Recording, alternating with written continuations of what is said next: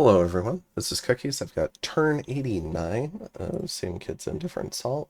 Let's go ahead and take a look at this one. Alright, we got a lot of battles. Now, I was informed that I guess Mekone basically staled. Their turn was unfinished, and maybe I should have just automatically extended, but I typically don't for unfinished turns, just unchecked. But yeah, it was pretty unfortunate. So I think Mekone's going to eat some attacks here, and we'll see how they handle them. Alright. Found 3 air helmets this turn. Ironic. What?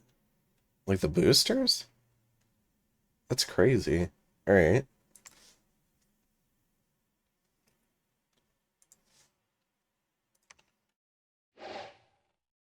Alright, so we have a golem here.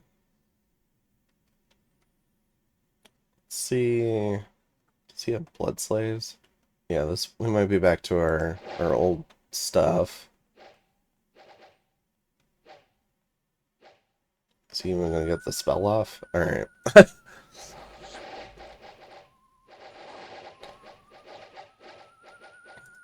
Alright, the Hoburgs are routed. Now this is a lot of troops with pretty much no mage support. I forget, this one does not have regen. A Goretide would definitely kill this army.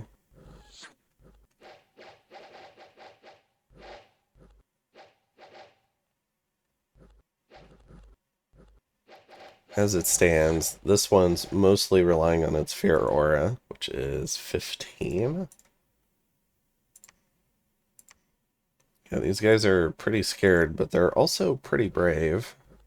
I mean, these are reasonably high morale troops. 15 morale, kind of 15 or 16 across the board.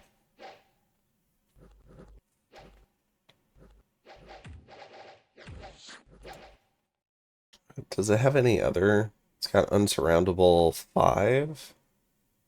So it's got decent defense. And Body Ethereal. I think that's most of its defenses.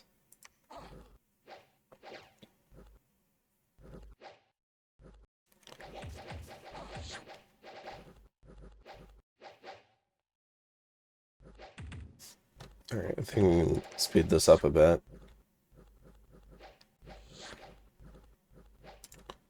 Oh, it's got Life Drain Claws. Alright, so it does have a way to regen. Alright, so they're not killing it.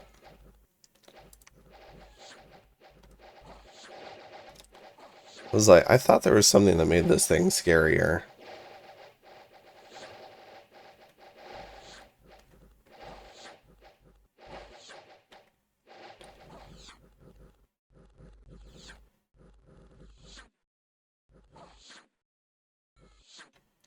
Alright. So, that army gets routed.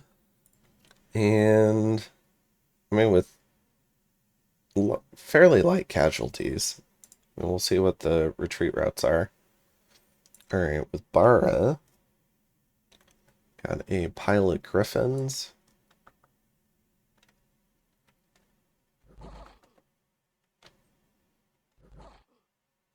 Okay, the commander didn't get sniped.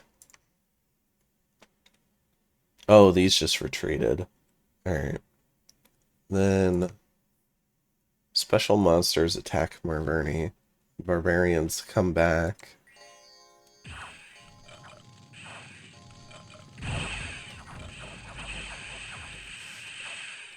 Alright. And then Scorpion cracks. We've got a Vampire Lord killing 1 PD. And a main.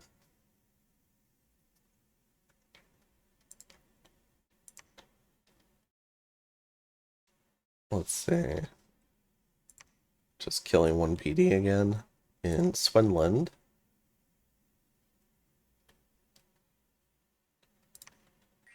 Got a little bit of Skelly spam. Yep.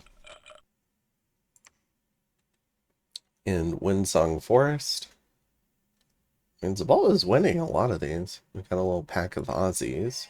This is a fair amount of PD, though.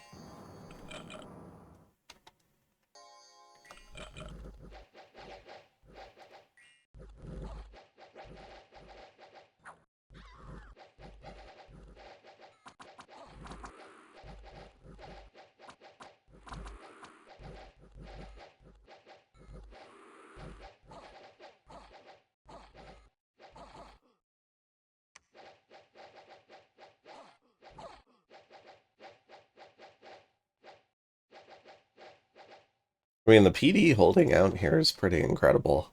Alright. Let's see, they killed... I mean, this is actually a pretty... If they hadn't killed the mages, this would be a pretty bad trade. They did kill a Pulmarch and a Crystal Sork. Where were those? Oh, it was back here. Oh, there was a thug back here they had to kill. So this guy gets 2 attacks with his Enchanted Spear. He's got 19 prot with a very good shield. He's got regen, reinvigoration.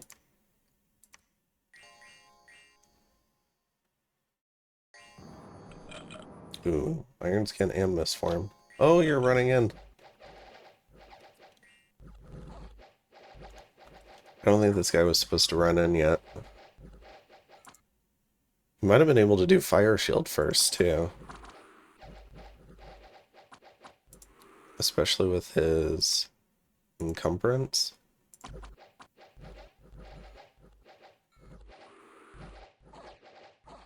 Alright, so the Thug dies, the Point Buffer dies, but the PD wins out. And then in Avoca, got another pack of Aussies, this time just killing 1 PD. In any Umrul, got a smaller pack of Aussies. Ooh, there is an Elder Cyclops here.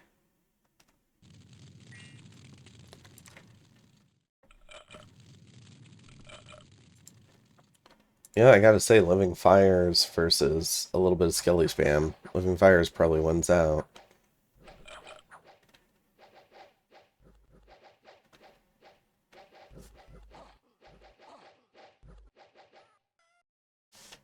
Alright. So another raid bounces off of Mekone. In Chihira, so we got a little pack of troops, but they're just fighting 1 PD. What? This is kind of like troops killing troops. Are these stolen?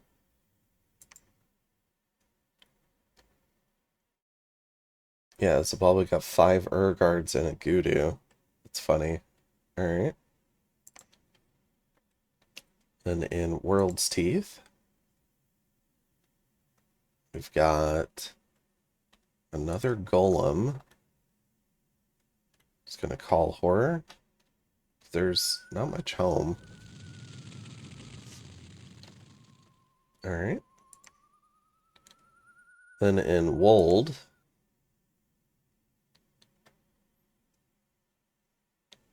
got a little troop. I mean, there's a few Xibalban Sacreds here. If they snipe the commander, it's going to be bad for Berytos.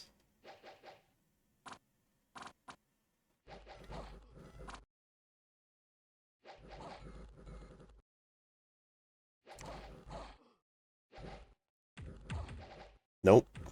I think only a couple of bats landed back here. The elite soldiers carry the day.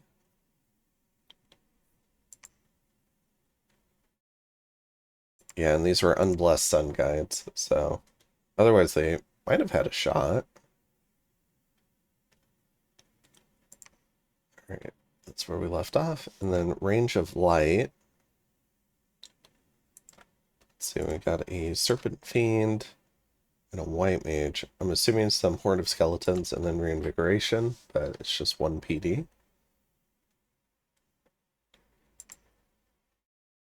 Alright.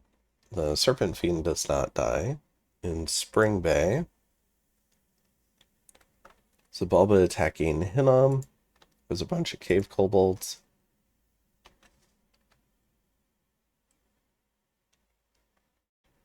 Let's see. Was here. So that goes fine. We do get a couple attacks from Fomoria. One in Shadowglade.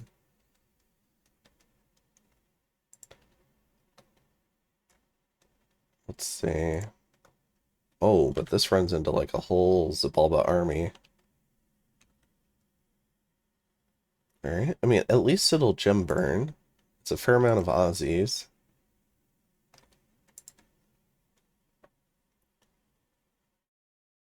I think this Prophet is toast, though. Won't see him killing this many Aussies. They do move in early to interrupt the buff script.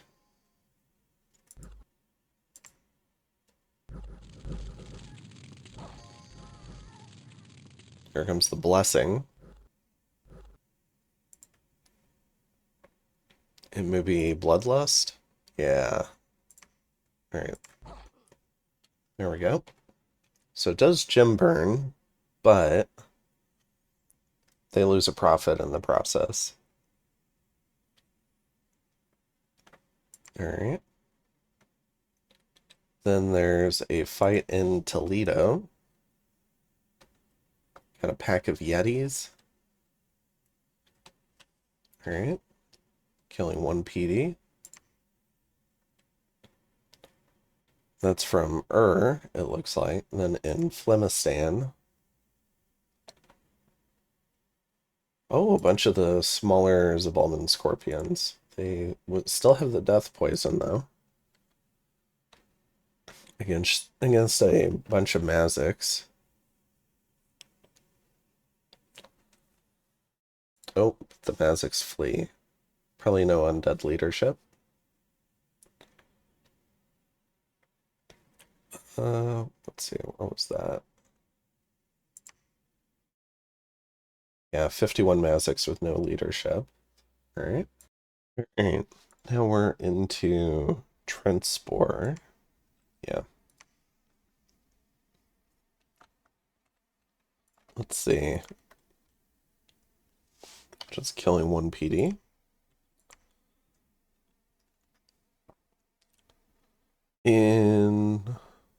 Wait, there we go. Now in Felden Forest. Oh, this is big army. We got the Anzus, we got a Fairy Queen. We got a big Etten.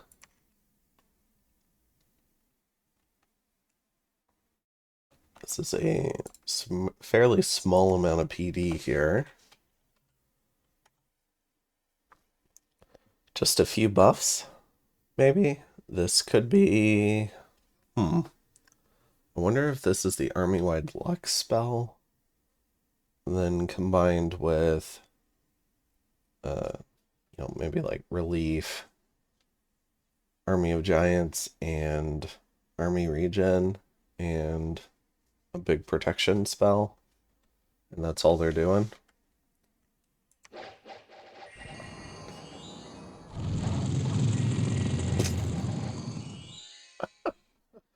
The bats flew in and the Anzus just deleted, or attempted to delete the whole Mage Core.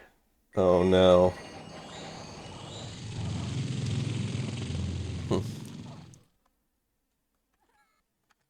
Oh my. Alright, how much friendly fire was there?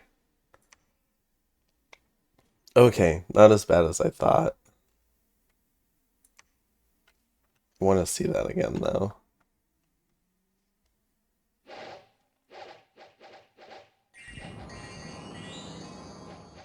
So some of the bats land here.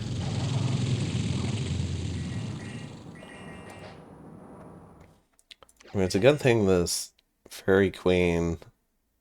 No, she was susceptible to fire. Did these Flaming Breaths just not quite make it to her? Or did she have enough protection? No, she definitely could have died. Alright. Okay, next up in Ard, got some long dead horsemen going up against the bandits.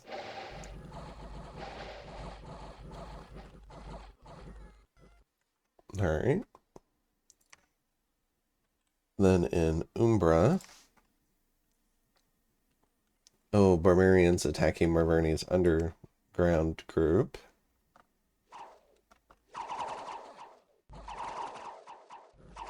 They sniped the leadership. That's so funny. Or caused a rout. So, defeated with Slinger PD. I don't think I've ever... I've known it was possible, but I've never seen it before. Alright, then in Silver Fangs.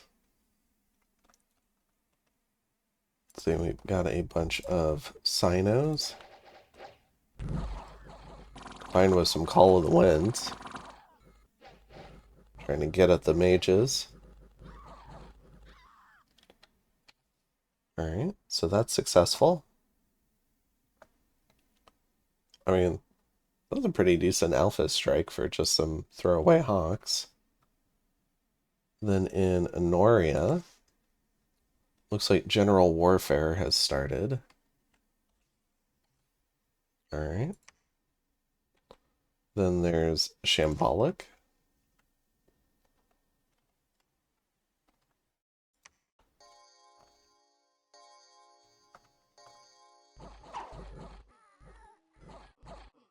Alright. Then we've got Death Marsh.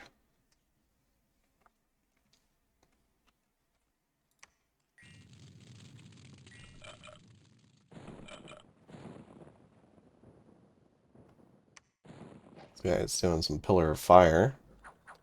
Doesn't look like he got the leadership.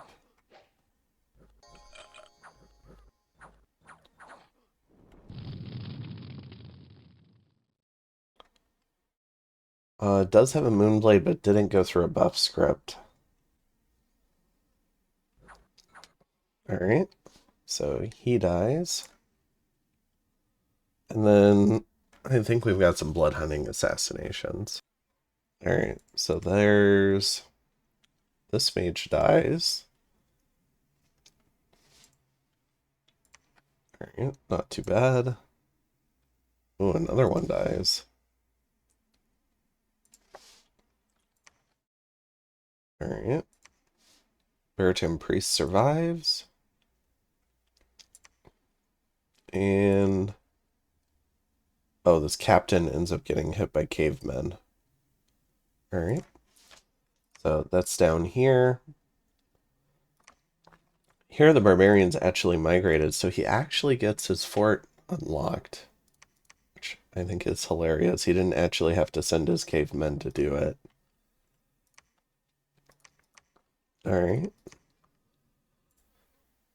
Alright, so let's go ahead and jump to the overland map. We definitely saw more fighting between Xibalba and this turn. Let's go ahead and take a look. Alright, so that was... saw the golem... oh, he's threatening Pronda again. But we did see generally our armies move on to Felden Forest, Scorpion Cracks, Silver Fangs. And I presume that's because he took the Fomorian thrones. The war is back on. So maybe Ur's making a push for Sleepy Mountains now. Alright. And then we did have a couple of assassinations. Alright. Let's go ahead and watch these, see if there's any gear on them. Alright. And then the Akin. Oh, just supplies. Alright. Yeah, and we see a lot of successful Xibalba counter-raiding around the Sitha region. Looks like he's trying to reopen that front right as this army gets to the gates of Hinnom again.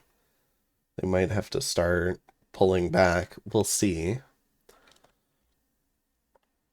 Also, he's moved on to Shadowglade, trying to secure the region around Kasevik from Fomoria. This Llama Fort,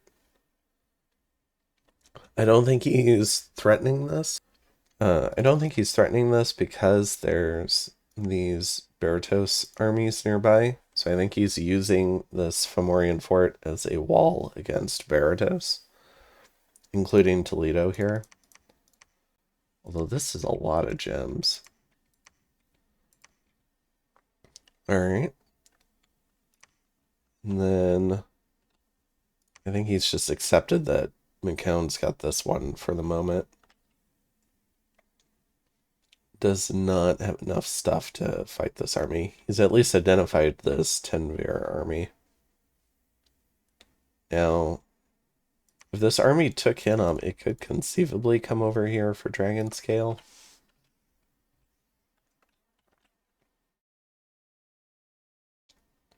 Alright, so there are moves moving to counter Xibalba, because Xibalba's up at 5 again. They only need one more to win. It's up to Xibalba to identify the weakest link, and it looks like he's thinking about trying to storm this Berytos throne again. And as part of that, he wants Marverni's cap, and he wants Gilgad. So he's got Marverni under siege again. He's going to try to... I think he thinks that this will kill Marverni, but I don't think it will. Marverni's even tracing income this turn. So he might have close to 100 income, still has a bunch of cavemen that he's paying for. Alright. But yeah, I mean, Xibalba's still putting their heart and soul into this. We'll have to see, because theoretically, this Mekone army, if it were to raid out around itself, it would pretty quickly discover that there's a nominal garrison in Grey Barrier, and that it could potentially attempt to take this throne off of Xibalba as well. Alright. And yeah, I think that's most of it this turn. It's just a lot of fighting between Xibalba and their neighbors as they attempt to re-secure that last throne that they need to win. At least in this case, they've got the 5 thrones claimed, so they're not going to have a claiming problem. All they'll need is their prophet or their pretender showing up and just claiming the throne. Yeah, I think that's it. I do see it looks like a bigger army in Khaz-Hador here. Maybe he's thinking about going for Winden at some point. He's got a pretty big army here in Old Forest and a fairly large one in Curtain Wall. So maybe we'll see some action between and Mekone. But for the time being, we've also got some action between and Xibalba here as he secures a better border with Resting Heights as well.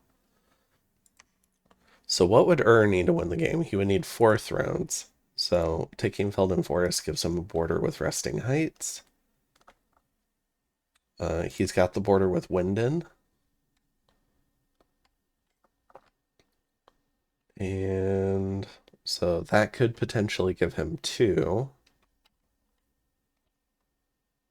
And then also maybe needs to think about, you know, if he wanted to rush, he'd have to maybe try and take Barren Crags.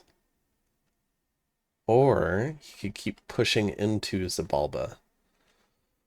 So he could try to move forces down over here, try and take Sleepy Mountains.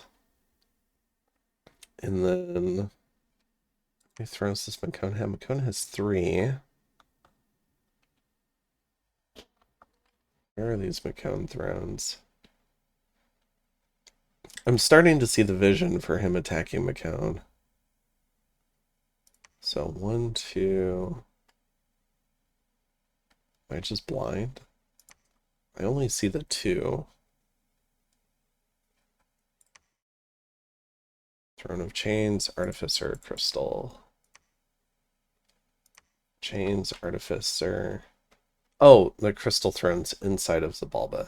That's right. I'm just forgetting. So he's got this one over here. So, alright, so realistically, killing Mekone would probably yield 2 thrones. So I think needs to get at least 1 more throne off of Xibalba, and then maybe they could call the peace again. But if they were able to take Sleeping Mountains and Dragon Scale and just kind of secure this whole region, I think it would fundamentally weaken Xibalba a bit, although this would also imply taking Xibalba's homeland, or cap. So maybe they just want Sleepy Mountains, and then they'll piece out Xibalba, just leave 2 big armies in here. And then maybe they'll look to their big Mekone War. And then when they've taken those 2 thrones, maybe they can rush the last Berytos throne here in Barren Crags. That could potentially work. And they could also do some Stygian Pass stuff again, try to take other thrones. It might be the easiest path to victory for her. We'll have to end up seeing.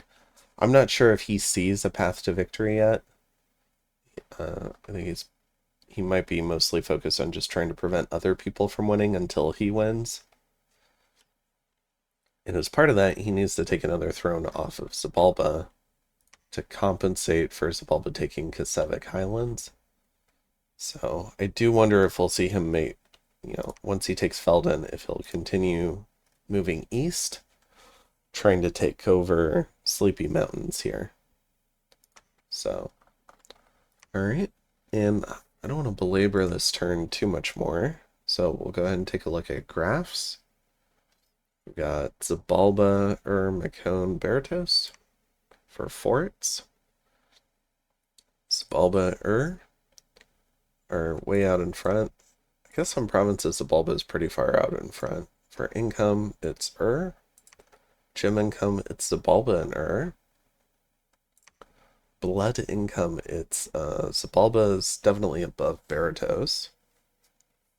But Ur's got a realistic blood income as well. Then for research, we've got Berytos, and Mekone. Those are 3 kind of top 3. And Ur's right up there with Berytos. I'm sure they've got so many of the 9s that they're definitely in the super late game. For Dominion, we've got and Xibalba. For army size, we've got They've now reached their pre-Throne Rush highs. And, I mean, Xibalba might be ascendant again, but Ur's army is definitely massive. And then for ascension points, we've got Xibalba out in front. So hopefully we don't have any stales going into the next turn. And I will see you guys in the next one, where maybe we'll get a chance to see what all Mekone's doing with their giant stockpile of cash and gems that they've built up. So, alright, have a good one. Bye-bye.